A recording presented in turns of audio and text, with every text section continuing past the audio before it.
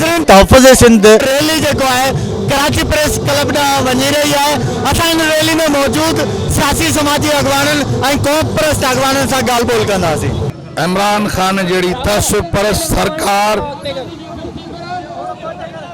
सिंध जी वहदत ते वार करे जॾहिं मुराद शाह जहिड़ो वज़ीर आला सिंध जो तहफ़्फ़ुज़ न करे सघे, जॾहिं सिंध गुरबत जी बाहि में मरे, गैर मुल्की कब्ज़ो कनि त असां धरतीअ जे तहफ़्फ़ुज़ जे लाइ निकिता आहियूं।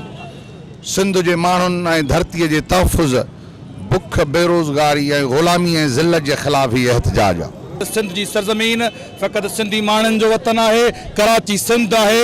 असां सभई पंहिंजे धरती माउ सां तजदीद अहद वफ़ा जो वचन वरजाइण लाइ सिंध जा गैरतमंद पुट थियूं, ॿार बच्चा बुज़ुर्ग अॼु लखनि तइदाद में हिकु भेरो ॿीहर दुश्मनान सिंध खे ॿुधाइण आया आहिनि त सिंध जी जाग्राफ़ी वहदत, सिंध जे वसीलनि, सिंध जी तारीख़, सिंध जी मोहबत, सिंध जी सियासत उनजे सिंधी माण्हुनि जो पहिरियों हक़ आहे। सिंध सिंधियुनि जी आहे, सिंध जा वारिस मालिक असां सिंधी आहियूं ऐं सभु सिंधी इन ॻाल्हि ते मुतफ़िक़ आहियूं त सिंध जो हिकिड़ो इंच बि धागे माण्हू खे न ॾींदासीं।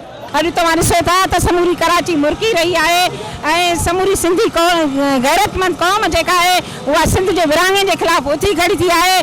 सिंध जो विरहाङो सिंधी क़ौम गैरतमंद क़ौम आहे जेका कॾहिं बि क़बूल न कंदी। असां सिंध खे हिकिड़ो तारीख़ी वतन था सम्झूं।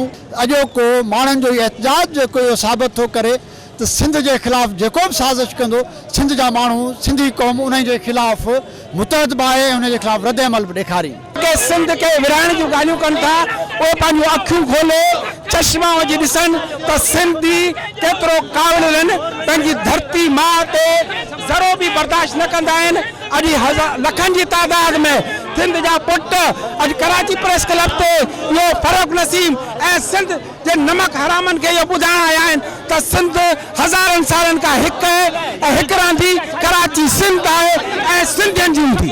अॼोकी रैली जो पैगाम उन्हनि दुश्मननि जे लाइ आहे जेके सिंध खे धार करण जो सोचे रहिया आहिनि।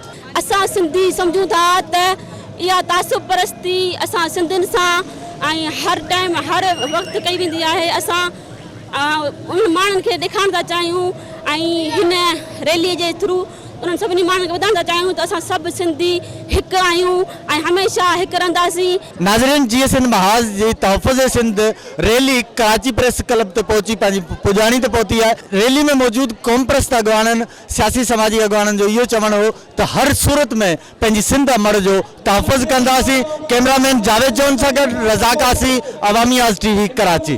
विज़िट कयो अवामी आवाज़ मीडिया ग्रुप जी वेबसाइट awamiawaz.pk।